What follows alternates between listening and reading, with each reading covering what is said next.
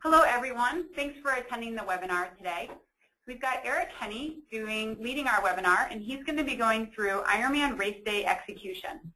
So it's a very timely webinar. I believe we have 5 Ironmans in the next month just here in North America. So I'm assuming a lot of you guys that are listening are gearing up to do one of those Ironmans. Just a couple housekeeping things before we get started. If you have a question that you would like Eric to address, go ahead and submit it in the question box. I'm going to be answering questions as Eric goes through his presentation, and I'm also going to save some for the end. So the goal is for Eric to speak for about 45 minutes, and then we're going to set aside some time for questions. If you have a question regarding your Training Peaks account, then please go through our support center and shoot it to our support guys. So you can go to trainingpeaks.com, click on resources, and that's how you access the support center. So question regarding today's webinar topic, go ahead and submit it through the question box in the GoToWebinar panel. If you have a question about your Training Peaks account, please submit that through our normal support process. All right. Oh, one last thing. I am recording this, so if you want to listen to it again, or if you have to drop off early for some reason, you'll be able to go to our webinar page and listen to the archive. And we'll also be uploading it to our YouTube channel. So an email will go out shortly after this webinar is finished, and it will have information on how to access that archive. All right, so without further ado, I'm going to go ahead and hand it over to Eric. Thanks, Melissa. So today we're going to be talking about Ironman race execution, all about race day. Before we start that, just a little bit of background on myself. I've been coaching for about 10 years. Had some different sports as well in that coaching area. Coached rowing at a prep school. Have a strong background in road cycling. I was a road cyclist for many, many years, about 10 years. Fortunate enough to race with a few of the people here at Training Peaks. And in terms of triathlon and long course triathlon and Ironman, we have been coaching and working with people for a long time. Probably 8 or 10 years of that coaching time, and worked with hundreds of people through many, many different Ironmans all over North America. So we'll get started with this. We're going to start out with just some overall topics, and then we're going to go through each, the swim, the bike, and the run, and get into some more specifics. So if you have a question on the swim, kind of wait until I'm done with that, and then you can send that in to Melissa. I might go over it. Hopefully we won't get to everything. I'll hopefully get some good questions. So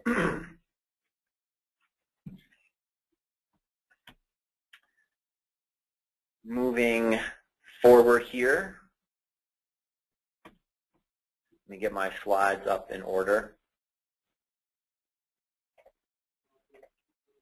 If your slides aren't, are you trying to advance the slides? Yeah. Okay. Oh, it just went.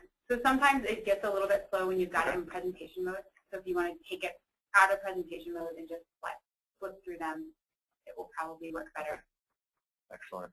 And normally we do these. Normally we have to do the webinars over the phone, but if you guys can't tell, we've got Eric sitting here in the room with me. So it's nice to have a local coach doing one of our webinars.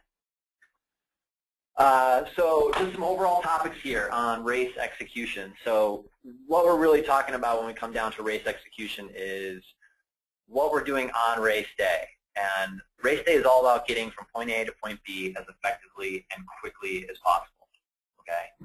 It doesn't have anything to do with your training leading up to that point. That's all in the bank, all said and done. It's about how we're getting around the race course on race day.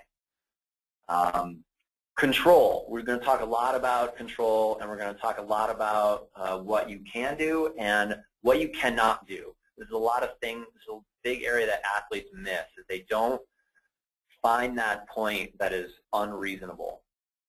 Or if they do, they sometimes they do it incorrectly. And it sounds a little negative, but it's not. We're trying to come up with a better definition of that level, a better, narrower range for you to race inside of, to have a better overall race day. Picking your battles. There's very few things that you have control over on race day, especially in a long-distance course. You don't have control over all the people around you in the swim. You don't have control over the wind or the heat, all of that kind of stuff. You have control over very few things, so those are the things that you need to focus on, the stuff that you do have control over so that you can manage all those other things, all those other issues that you're dealing with on race day. Another one, using your strengths to guard your weaknesses. This is another thing that we commonly see athletes doing the other way around. And one of the real common things is you hear people say, well, I'm a really strong cyclist, so I'm going to crush the bike in order to gain time before the run. That's exactly what we don't want to do. So the other thing that I'm going to talk a lot about also is trying to combine the science with the real world. So combining the science in terms of what percentage of my threshold, of my lactate threshold, should I do the bike at, should I do the run at, and then also the real world. How many times have I run this pace in training? Okay, how much experience do I have with these long bike rides, these long workouts? How much workload have I done, not only in my final preparation for the Ironman or half Ironman that I'm doing, but how long have I been doing this sport? The more workload, the more experience you have, in the legs, as it said, the more reassurance you have that the science aspect is going to work. With regards to lactate threshold, we're going to talk about this a lot. If you're relatively unfamiliar with it, or if you even just want a little recap, which is always good, Training Peaks has a bunch of really good information on what your lactate threshold is, how to go about doing a field test on the bike and the run. They have a lot of good info up there on the site, so go and check that out if you're unfamiliar with it. This is not going to be a training webinar, but this is worth going over. This is my own little training pyramid that I've made, and you can see there's no base training on it. It doesn't say intervals anywhere or anything like that. And the two things that we're going to talk about, which I just mentioned, is the science part. So the specific threshold aspects down here. I hope you guys can see my cursor. So that's the, what is your lactate threshold power on the bike? What pace do you run at lactate threshold? It's finding that, knowing that, making sure that it's accurate. And we're going to talk a lot about what percentage of that do we execute the race at. That's kind of the science aspect of it, what's reasonable. And then what I call proving it in training. This is the real world part. Lots of people do the proving it in training, but they don't start with the science to begin with. And that proving it in training is going out and doing that race pace in a long run, doing that race pace in a brick run or in a long bike ride. How much all those long workouts give you more experience. You can practice that race execution. So we're going to constantly, for each swim, bike, and run, we're going to go back and forth and talk about threshold and proving it in training, putting the science to the real world, really putting it into the road. So on to the swim. Lots of people, seems like people kind of go to the extremes when they think about their swim and triathlon in general. They're either really afraid of it, and they spend a lot of time in training, a lot of time in the pool, or they kind of go the other way and they're like, I don't really care. It's all about the bike or it's all about the bike and the run. So I'm just going to do the swim. And that's where that kind of saying comes, is you can't win the race in the water, but you can definitely lose. And by win, I mean achieve your goals, whether that's winning Ironman Hawaii or just trying to make the time cut in your first Ironman ever. And it's true, there is a lot of effort that goes into swimming and the training to swim for very little gain in time. You can double your swim training and only take off a minute or 2 or 3 minutes, maybe 5 minutes in your Ironman swim. When you think about 5 minutes for, a 10, 12, 14-hour day, it doesn't seem like a lot. But you need to come up with you know, a reasonable amount of ability that you're confident with getting through a 2.4-mile swim for the Ironman, or 1.2 for a half. And so key things that we like to talk about in the swim is try to use the crowd to your benefit, okay? No one wants to have contact in a swim, especially the fast swimmers. People want to swim. They just want to, you know, get clean strokes, get clean water, and get from point A to point B. So relax. Just use the crowd. Any kind of drafting that you can get in the water is good drafting. If you kind of touch people's feet or people's legs when you're swimming, don't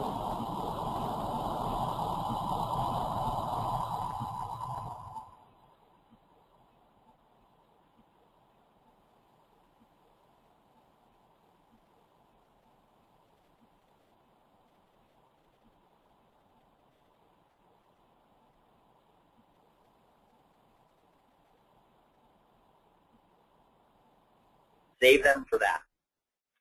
Focus on your technique in the second half. This is a real big one. Swimming is a lot about maintaining form, maintaining technique, not doing extra movements that are going to slow you down. It's not about being big and strong and powerful. It's a very technique-focused sport. So if you're tired in the swim, come back to that technique, come back to what you've heard maybe some swim coaches or training partners say that you start to do when you get tired. You eliminate those things. I do a little bit of swim coaching here in Boulder, Colorado, and it's amazing how well people swim in the first 15, 20, 30 minutes of class, and all of a sudden in the second half of a master's class, people start to just deteriorate as they fatigue. So going faster. Don't run. There's a lot of two-loop swim courses out there where you have to come up on the beach or something like that. Take your time. 30 seconds on the beach walking isn't going to add a lot of time to your day. And the last thing you want to do is sprint along the beach for 100 meters when it's already in your upper body. So the last 5 minutes, last few minutes anyway, of the swim, start to move the legs. Start to kick a little bit, get the blood flowing, but try and keep your overall effort the same. Don't add some very strong kick to your already, you know, all the effort that you already have going to the swim. That will just help get blood moving to the legs, start to prepare you a little bit for transitioning to the bike physically. Okay, really spend some time swimming this pace in training. Practice swimming this pace, maybe even in open water if you can, definitely in the pool.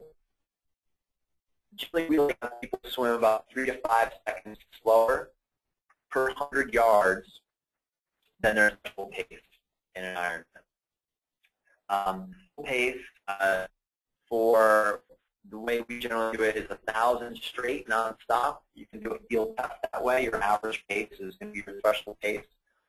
Another kind of swim workout test that I like to have people do is 50 by 100 5 seconds rep. You know, 125 and taking 5 seconds rest and leaving on 130, that would give you a 125 per 100 pace at threshold. Generally, we like to swim 3 to 5 seconds slower. It's good to spend time doing this race pace so you know what it feels like when you're fresh, so you don't go out too hard, and you know what it feels like when you're tired, so you can try to stay on it as you start to fatigue a little bit in the second half of that swim. So there's the swim. Now we are on to the bike. I've got 2 slides for the bike. The bike is the most dynamic part of the race, so you better be good. That's not the best adjective I've ever used, but the bike is by far the most dynamic of the 3 sports. You're out there for a very long time on the bike. It's the longest. You will spend times, you know, minutes upon minutes on some courses completely coasting, not working at all. You're going to spend time at completely different cadence, a completely different pedaling really hard, but keep low cadence. You'll be pedaling at high cadence, not pedaling very hard. You'll be out of the saddle, in the saddle, down in your aero bars, over your bullhorns, all those different positions, different intensity, put a different load on the body. You have aid stations to go through. You have to eat. You have to drink a lot on the bike. You've got to be comfortable on your bike, any kind of condition. Rough roads, smooth roads, crosswind, cold weather, warm weather. It's amazing how much energy you can waste by simply not being comfortable. One of the things I've come across with some athletes is they can't stand it. And while riding no hand is not a necessary skill in triathlon, or really riding no-handed, it suggests that your balance and comfort on the bike is not up to par. So, and if you're going to be spending 5, 6, maybe 7 hours on your bike, you really need to be comfortable and conserve and change. How can you go and still run well? By run well, I mean within your runners. You have to be a fast runner to run well. And this is a big question for triathlon and any, and we're going to define that specifically. We use power ups as the best. You can use heart rate. In general, with exertion levels, we like to use power first. Kind of equally with your perceived exertion, right? You should be good. Long rides, your workout on the experience that you have is already lost as kind of a check on our perceived exertion. Make sure our perceived exertion is full, particularly in the beginning of a workout, is really easy or not. One thing that really some people don't is the longer the bike takes you, the easier you have to go. And it sounds very simple, but a lot of people don't really start to break this aspect down. And this is one of the reasons why some of the really fast cyclists and some of the pros are so fast. One of the reasons why Chris Lieto is so fast is because he's only on his bike for 4 hours and 20 minutes, as opposed to the rest of us girls that are out there for 5, 6.5 hours. He's doing a much shorter effort, so he can actually go even harder. So, if you're a slower cyclist, you have less strength in cycling, and you're doing a punching force and it starts to take you a long time. Now you have to go even easier, which is going to make you out on the bike even longer, so it can kind of have a compounding effect. And 6 hours is a big break point, really, what we found. When you start to over 6 hours, you have to start knocking down that intensity, that relative intensity that you're going to ride at. Ironman St. George this year was a really good example. There's a lot of fast guys there that normally ride 5 hours, 5:15 in an Ironman, and they were riding up around 6 or longer. And a lot of the people there that ended up cracking on the run that would never ride 5:15, rode their 15. They were for 6 amount of extra time doing that effort, and it didn't work out. They ended up kind of running out of gas. So the science aspect of this is we've got to have a reasonable percentage of thresholds, okay? And then we want to prove it in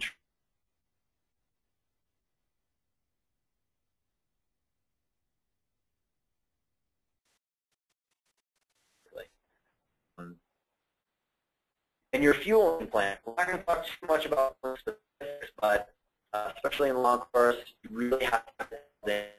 And your fueling plan fit together with the course and your plan of attack on the bike. And it's I've been in Ironman or Ironman and see people going up these hills, steep hills, and reaching in their pockets, grabbing for food, grabbing for a water bottle while they're riding up the hard steep climb. You have to know the profile of the course. You've got to know the map and pick the easy places to eat and drink, the downhill, the long, easy, flat sections, so that you're fueled up and ready to go for those longer, tougher sections in the headwind or the climbs. You don't have to worry about eating them. So this means that, every course might be a little bit different. You're not always going to be able to eat and drink when you want to. It's going to have to be planned. The feed zones, we'll talk a little bit more about that too. You know when they're coming up. Don't get to a feed zone and then think, oh, what should I get? What do I need? Have a plan of attack before you get there. You should be drinking that water down. You're already hydrated. Things like that. Plan ahead. So more specifically on the bike, one of the things that even some experienced people that are very experienced with power training talk about is, what's going to be your average power output for the bike? What's your normalized power output for the bike? And that's a good place to start. But that power output, the much more important thing in my mind is how you go about achieving average power. There's a lot of different ways that you can get an average power output of 200 watts. You could ride 200 watts for every single pedal stroke for 6 hours or however long. You could be riding at 200 watts on every single little hill you come up to and then riding at 100 or less on other easier routes.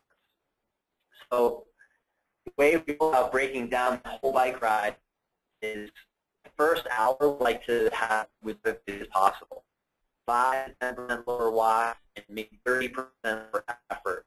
When you're at an Ironman at the big race, you're all tapered and ready to go. People extremely in the beginning of and you will likely still be going too hard. I say 5 to 10% watts, probably more in the range of what you want to do for your holding back, meter, knowing what watts you should ride. People will still ride too hard. I've seen this happen hundreds of times. So really need to back off. Those doing Ironman in Canada, up soon. First 40 miles of that bike ride is very flat and fast, gradual downhill. You generally tail in. There's one climb in the beginning. And do not start racing, people. That is the time to really be on the lower end of your level, kind of the lower end of that wattage range that you want to hit. Lots of hard riding to come up after that. That's a great course to start easy and build into your effort as the day goes on. In an Ironman or any long distance race, you want to ride steady all the time. We don't want to ride hard on difficult sections of the course. We don't want to ride harder on the hills. What we do is we pick sections of the course that are more challenging, and we're going to ride very steady across that piece of the course, that section of the road. Iron Lake Placid, great example. Lots of climbing, but it's very stair steps. And what we did there last year for Sled racing, myself included, is the climb was from the very start of when the hills started to when the hills end. And the first lap, that section of road, if you were fast, was taking people an hour and 45 minutes. So we don't ride hard for that hour and 45 minutes. We ride steady. The flatter sections, the downhills, okay, the feed zones on the easy sections of the road, those are the times where we don't worry about the watts so much. We back off, have plenty of cook time. So the tough sections are sections of the course that are harder but also longer, okay? You can think of your ROI, your return on investment for what you're putting into the pedals. The 10%, a hill that's really steep, 10% grade or so, but 300 meters long, it's not hard. That's a nuisance. That's just a pain. A section of the course that's 20 miles long has a lot of rolling hills, maybe a big headwind.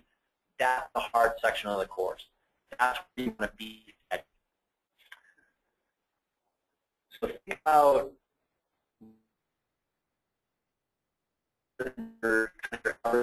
what you want to do on that day, or you're on the higher side of that. Think about your return on investment. Okay, going on putting 20 seconds on someone or 30 seconds on somebody, that doesn't pay you back. What pays you back is going 1 or 2% harder for 90 minutes straight. That starts to put big gaps on your competition. That's what starts to get you big, big gain on that boulders.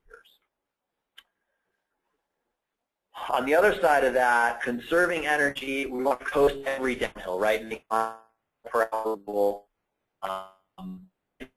You see that you can come up to a turn, you come up to a crowded aid station, relax. Take any opportunity that you can get on the bike to not pedal. Take it. Coast, stretch, drink, do all of that stuff. You're on the bike for a long time, and especially the more competitive people, we talk about gaining as much time as possible, using certain parts of the course to gain a lot of time. Remember, we've still got a marathon coming up, so grab those opportunities to relax, stretch, and conserve as much energy as possible. More specifically here with some power output stuff, never go above threshold for more than 20 seconds or at all if you can. This includes coming out of turns, accelerating at the bottom of climbs. When you come into a short, steep climb, really, really control effort. I'm not going to get too much into threshold and going above threshold, but when you start going above threshold, you build up lactate on the muscles. That does not go away. That stays there for a really long period of time. So you want to limit that amount of time to as small as possible. Race power files I've seen, we've got maybe 2, 3, maybe 4% of your total time above threshold. And those are short efforts that you get kind of coming out of the turn or when you get out of the saddle, those short efforts that are kind of uncontrollable. And again, back to the ROI. How much time am I gaining for going above threshold for 30 seconds as opposed to just backing off 30 watts? Energy, time gain. Have to constantly be weighing that back and forth. Never ride in zone 4, which is your threshold zone, for longer than absolutely necessary. This is people accumulate lots of time at half Ironman, full Ironman in zone 4, and it's actually quite easy to start accumulating a lot of this time at and above threshold because the rest of your riding is so easy that you start to kind of recover from this. But what happens is when you keep accumulating this time, it really starts to wear on you. Another aspect of riding at threshold, aside from just muscle fatigue that most people would be thinking of for riding too hard, is when you ride and when you run as well, when you're at your lactate threshold or you're in that zone, you're burning 100% glycogen. You're burning 100% sugar. You can't burn any fat for energy. You've got about 2,000 calories of stored glycogen in your body at the start of the race if you've done everything well. Your race is 10 hours if you're really fast, maybe longer, 12, 14 hours. If you start accumulating 30 minutes, 40 minutes, an hour of time at threshold, that's half of your muscle glycogen gone. Okay, a lot of people, for an example, I burn 1,250 calories when I'm riding at threshold, 1,250 calories an hour. So it's pretty easy math. If you start accumulating a bunch of time at threshold, even if you can handle it muscularly, most people will not be able to make up for that nutritionally. We've got a lot of, I'm sure we're going to get some more fueling questions and nutrition questions. Riding at threshold is, or above, will be a big detriment not only to muscle fatigue, but also to just how much gas you have in the tank. How much fuel do you have left in the muscles for the second half of that run?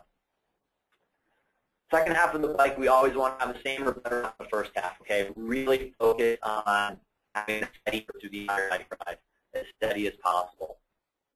This is something that you really want to practice in your training. This is the proving it in training part. Okay. Well, Coach Eric said I'm supposed to ride 70% of my threshold. which is, you know, XYZ watts. Go out and do that more than once. It doesn't have to be a 112-mile bike ride. It could just be a 2 or 3 hour bike ride. Make sure that that power output works in the real world. Okay. Specific numbers for threshold power in an Ironman. If you're going to be below 6 hours, if you're going to ride the course in under 6 hours, we'd like to be 70% or below, 65 to 70%. So if you're up at the 6 hour mark, you can err closer to that, you know, 68, 65%, a little bit easier. If you're a little bit faster, you can push up to that 70%. Going 40%, going over 72 threshold in an Ironman for most people, if you're 5 hours or longer on the bike, is risky. It just ends up being money, and it doesn't pay us back in time gained generally. So this is something that you want to experiment with in training. So that's a good parameter to start with. You know, do the math there for, you know, yourself. Figure out where you lie as a unique athlete in that range, and then test it out. Last 5 to 10 minutes, again, try to go as easy as possible. Forget about your numbers. Get out of the saddle a little bit. Lower that effort. Recover. Anything in 10 minutes, just water. Let your stomach settle. Try to completely prepare yourself for the run. Ironman Canada is another great example. You've got a nice big downhill from mile, I think it's 95, 96, all the way to the finish. You have downhill and flat roads. Great opportunity to recover and kind of rest up, stretch out a little bit, get ready for the run. And that will cover it for the bike, so you can send in any questions you have there. We can, hopefully, maybe we'll get some more specific wattage questions for the bike. Moving on to the run. When you get into the run, I can talk a little bit about some mental training too. It definitely comes in here, but you definitely have to reset your brain when you start the run. Coming off of the bike in an Ironman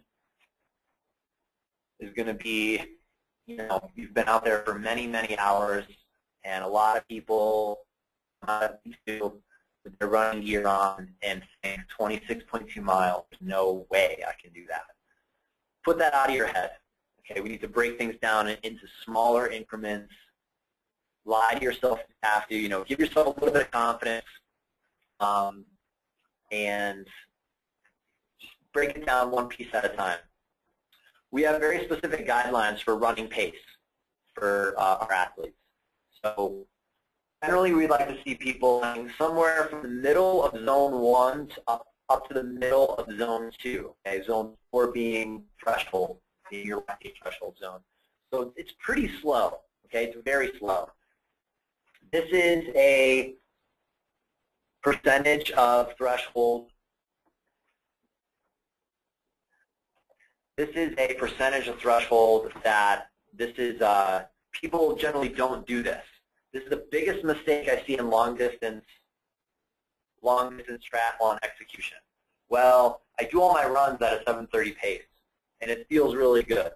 So I'm going to do my Ironman at 7:30. The first question I always ask people is, well, what's your threshold pace? What's your fresh 10K standalone all-out running pace? And they say it's 6:30. Well, if your threshold pace is 6:30, and you put in your running zones in the training peaks, you will see that 7:30 is a pretty good tempo running pace. There is no way that athlete is going to be able to run an Ironman at 7:30. So you've got to have a reasonable percentage of thresholds to aim for in your run. This is the science part. Run pace, run race pace in training. Okay, it has to work in the real world. This is the proving it in training. Go out. Do your long runs at race pace. Do the brick runs at race pace. Make sure that you are confident that this race pace is going to work for you. Everyone's a little bit different. Okay. Some people, the better the runner you are, the more running experience you have. Generally, we see them run at a higher percentage of threshold. Makes sense. The picture here in the background, this guy is a phenomenal runner. He runs 3-hour marathons in an Ironman. 3:03 at Hawaii this past year. He runs actually in the upper end of Zone 2. He is one of the best runners I personally know. And so, generally speaking, he's a little bit different. Everyone's a little bit different. Most of us aren't at that level. Figure out what percentage of the threshold is going to work for you. Go do it in training. Make that window, like I said at the beginning of the webinar, define that window of pace as well as possible and make it narrow. The more info you have, the more information, the more time you go out and do that long run, okay, the more accurate threshold pace is, the better information that you have and the better you can make that window. The more defined you can make that window, the better race day that you're going to have. The first 10K on race day, it should feel extraordinarily slow. I mean, and yes, you are going to start running too fast. It sounds, for people that have never done an Ironman, or if you're on your way to your first Ironman, a lot of people think there's no way I could, get off the bike after several hours of racing and run too fast. Well, you likely will, especially if it has kind of a downhill start, which Ironman Canada does have some nice, easy, fast roads in the beginning of the run. There's a lot of them there. They work well. Slow down. That first 10K, that first 6 miles of the run should be very easy. You'll feel fatigued. You're going to feel the day, but it should feel like you're running slow. That's how slow Ironman race pace is. Yes, I am certain that Craig Alexander feels like he is running very slow in the beginning of the race because he's, his race pace still has to be at a reasonable percentage of his lactate threshold, which gives you an indication of how fast you can probably run a fresh 10K. It's frightening. Don't try to go faster on downhill to bank time for the uphills where you're going to go slower. Now, it's okay to have variation in your pace. Using pace for running is a great way to measure workload and what you're actually doing. Not as good as pace because it does do a lot with hills. You have to keep that within reason. 10 to 15 seconds faster per mile when you're going downhill, that's okay. 30 seconds faster a mile or more, you're getting into a danger zone. The biggest execution error that I made at Ironman Lake Placid last year, Lake Placid, the first 6 miles is mostly downhill, kind of stair-step downhill, and then you turn around and come back. And I ran that first 6 miles 30 seconds, 25 to 30 seconds faster than I wanted to average for the run. Way too fast. And I paid for it at the very end of the run. I really paid for it in the last couple miles. So you have to control that. Just because it's downhill doesn't mean you can start running 30, 45 seconds a mile faster than you should be. You'll still pay for it. Walk the aid stations before you have to, okay? Make it quick. Don't get too comfortable. Get back on your feet. A lot of people out there that might have a run-walk protocol that they're going to try. I definitely recommend doing the 1 mile run, walk through the aid station quickly, repeat. This also lets you get your heart rate down while you're eating and drinking for at least a minute or two, which will help you digest better. And it will also help you just make sure that you get everything you need in the aid station. Ice, sponges, water, whatever drink they have on course, whatever your plan is, it will help you minimize the mistakes in an aid station. There's nothing worse than blowing by an aid station and then realizing you're really thirsty and you have cotton mouth and you're hot and you have to wait another mile. Cool off before you have to, okay? Stay comfortable. I just read I was reading part of a book and they talked a lot about performing in the heat and optimal temperatures for muscles, your muscles and stuff. And the thing I took away from it is chilly, you're probably too hot. So, stay cool. Don't get too hot. Don't get dehydrated. It's too late then. So stay cool. If you know it's going to be degrees, but from 80, Start cooling off before it gets to 90. Focus on your form, don't get sloppy, okay? Keep the head up, smile, keep the shoulders up. Don't start stuffing your feet. Really focus on your form when you are running. It's very important, just like I mentioned in the swim. You start getting tired, you start making those mistakes, you start heel striking a lot. Just really concentrate on that form, even if you do slow down. And then the last thing, don't slow down. And even if you do, don't stop. This is how you PR and set new bars. This is how you set new goals. Go fast in Ironman by not stopping. And if you're really good, by not slowing down. Okay, I know people that fade, greatly after the first 6 miles. Every mile on the run, they get slower and slower and slower, and they fall for Hawaii. They'll set PRs. It's because it's controlled and it's very gradual. So stay tough. Okay, slowing down a little bit is not a big deal. Don't get too hung up on I'm going to negative split my Ironman run. If you can do it, it's great. If you plan properly, like we've talked about here, it's definitely doable. But race there, so just stick with it. Don't stop. That's the key thing I always tell people about keep going is don't stop. So there's our specifics for the run. Some last overall thoughts I'm going to go through here. And an Ironman and a 70.3, as I just said, not slowing down as fast. Okay, going real hard at any given point in the race, trying to tank with super biker. That's just stupid. It's not gonna give you a return on investment. One of the best race day execution piece of advice I can give anybody is this next one. Is focus on where you are right now. So I am playing this many watts, and I am doing that because I am on a flat, easy section road, and I'm drinking now as well, and I'm I want to make sure that I have my water bottle empty, ready for to refill or to replace in the water bottle cage. And I'm hydrated and ready and a little bit rested for the 30-minute climb. Okay, don't be a victim of the course. Stand for it. So you are in control of how hard you are going at any given point in time. Know what you can and cannot do on race day. I said this in the very beginning. Okay, if you've ever done 90 minutes of time, 90 minutes of time at tempo on the bike, on a long ride, on a long simulation ride, or you've only done it a crack a day or just have a really, really hard time at the end of the workout, don't expect anything different out of it. Training Peaks is some great apps as far as the amount of time that you spend in each training zone for the bike, power, pace for running really well.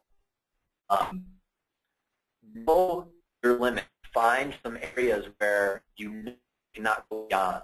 This 90 minutes and go 3 on the bike is one that it's a real one that I use for a lot of people. Anything more than 90 minutes of total time at tempo is too long. Be safe. Look ahead, especially on the bike here. Avoid apps. Be careful in zones. Be careful on turns and downhills. Don't try to gain a couple seconds by taking a risk. It's just not worth it. We want to remember, we want to stop, okay? Like, just keep moving. Right? The closer you get to the finish line, the last your brain is going to be working really, really slow.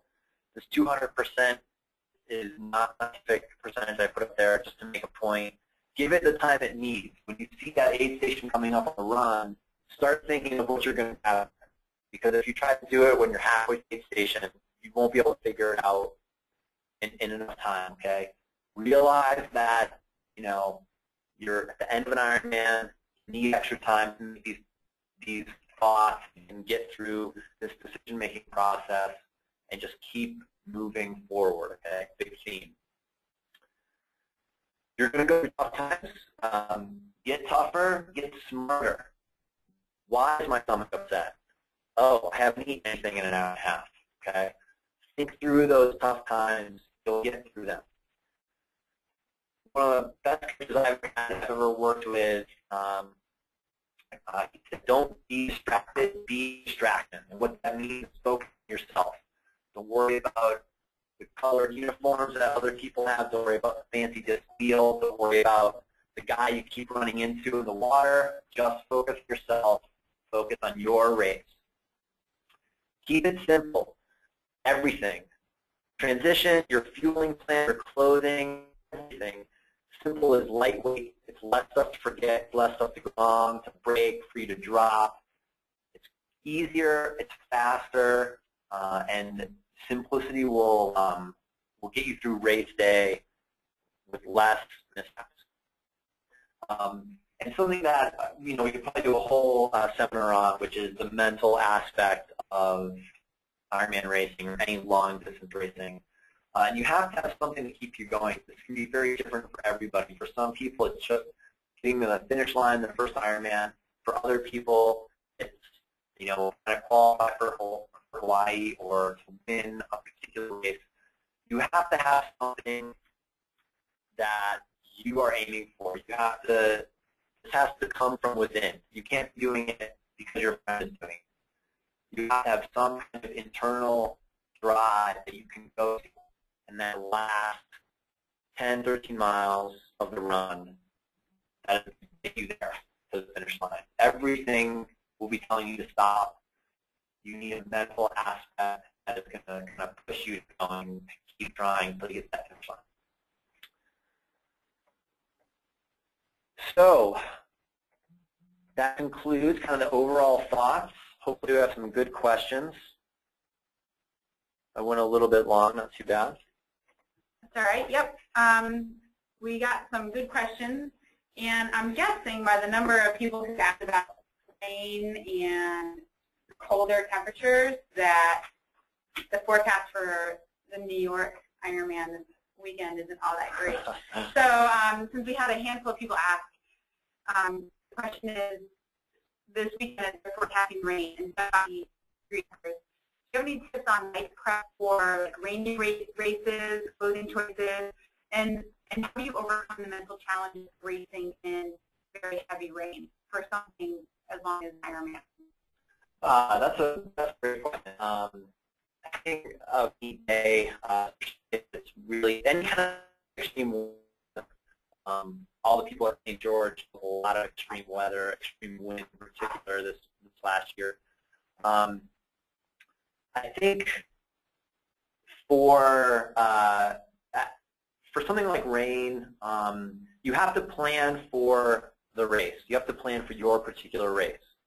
If it rains, then you need to plan for that with extra clothing, maybe a wind vest. Make sure you stay warm. 75 to 80 sounds pretty warm, but I would definitely plan. You're going to be hitting the bike early in the morning. Make sure you've got enough warm clothing.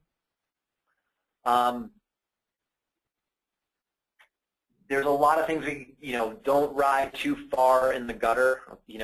That's the farther to the right you get, the more stuff that's on the road. If it's wet out, that's more likely a flat tire. Don't ride on the road and get caught blocking people, and things like that, and get a penalty. But try to stay out of the way, right gutter. And in terms of the things that I said about taking your time on corners or aid stations or giving other people space on the bike, people are going to be skittish on the bike, and maybe overly skittish. Everyone should be a little bit more cautious, but with rain, there's going to be an added element of caution on the bike, especially on corners and downhills. So you just need to be prepared for that. You need to give everyone a little extra space. You might need to take it a little bit slower through the corners and on the downhills. In terms of dealing with the rain mentally, back to what I said at the very beginning is you have control or very little on race day. So the things that you should be focusing on are the things that you can control. Your fueling, your pacing, things like that. If it pours on you all day, there's nothing you can do about it. So go back to those things that you can focus on. I need to keep my wind vest on longer because it's raining and it's a little chilly out. It's not 90 and sunny. Things like that. Deal with adversity. Don't succumb to it. Okay, great. You talked about the mile per hour rule on the bike. Can you give an example of that? Yeah, the rule is people don't even have are on their monitors. I'm one of them. But for those that do, and there's some tricks that you can use even if you don't, is, if you're doing an Ironman and it's going to take you, I think a 5-hour Ironman is 22.5 miles an hour average pace, average speed. And that's 5-hour Ironman is quick. And so we're not talking about high speeds here in the race. So the mile per hour rule is, if you're riding a flat road, it starts to dip downhill, and you pick up speed from a tailwind, and you're on an easy section of road, and you hit a certain mile per hour, 28 miles an hour, say. As soon as you hit 28 miles an hour, you coast. There's no need to push that pace anymore. And the reason is because wind speed increases on and off exponentially. So in other words, if you're going 25 miles per hour and it takes you 10 extra watts to go 26 miles an hour, if you do 10 more watts, you will not go 27 miles an hour. It will be under 27 miles an hour.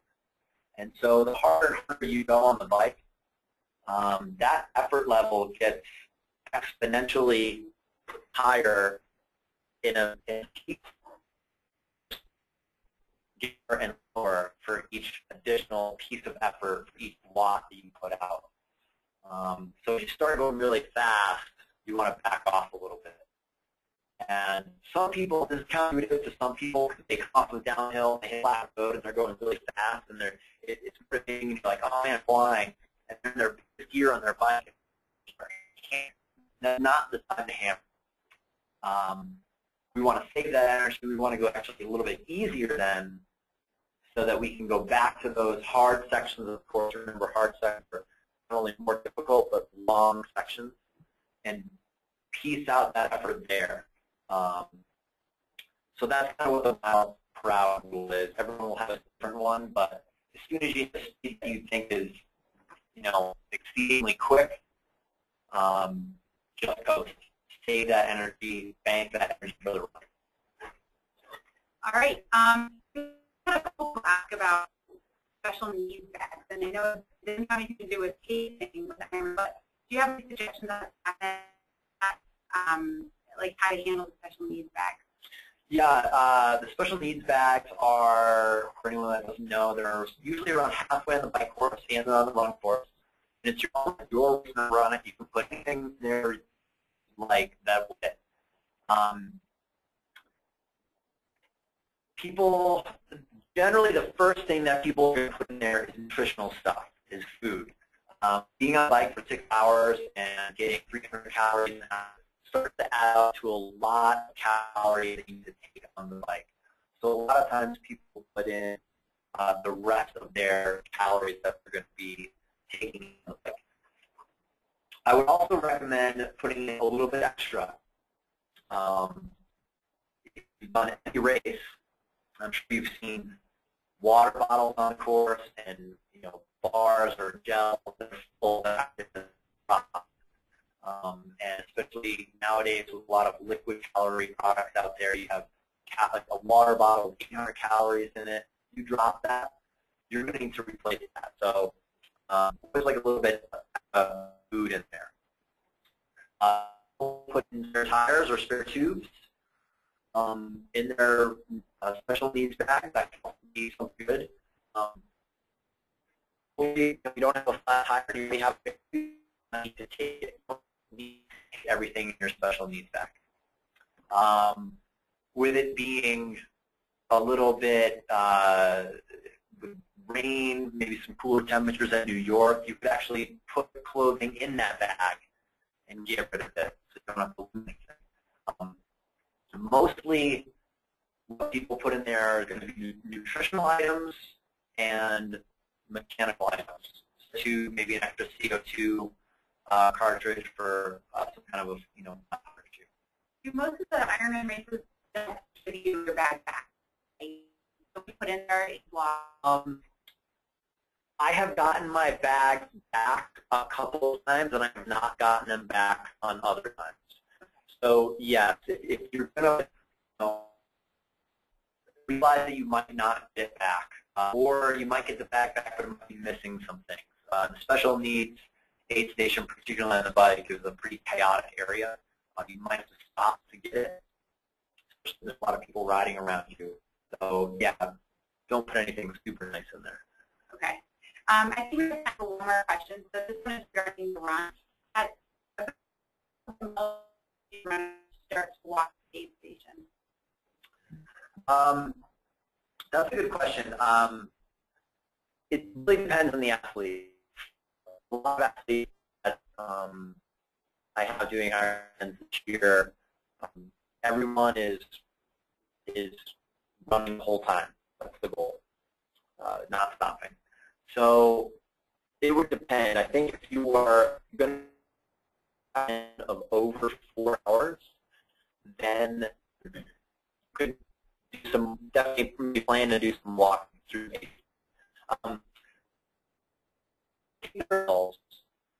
One, two, maybe 2 miles to help just find your rhythm. Don't walk there, and then start walking through the aid stations at that point. And do that for as long as you need to. If you need to do that all the way through to the finish, that's fine. If not, then you can start to not walk through the aid stations.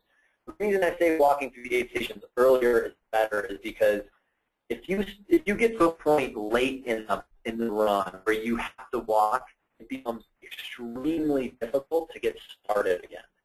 And so again, there's this theme of saving energy early so that we don't have to slow down at the end of the race, so that we don't have to stop at the end of the race. The last thing you want to do is hit 3 miles line and have to walk. I've seen people in a qualifying position, qualifying for Ironman Hawaii, and then they have to walk the last 1.5 miles, and they didn't get it. So you think of 106 miles, and things like pulling down in the last 1 or 2 miles, and everything gets washed away. So walk earlier and make it quick. You know, I would take that for a couple miles to kind of find your rhythm and get into the run, and then start walking, and then try to kind of get tougher as things get even harder. Great. Thanks. And that's all the time we have for the question and answers. I want to thank you, Eric, for doing the webinar and coming to the office and doing it from here. We will be archiving it, so we'll be sending out an email that has the archive link, and hopefully we'll get it up to YouTube as well. Yeah, and just for everyone who's Ironman, and next month there's a handful of them coming up. Good luck to everybody. Thanks.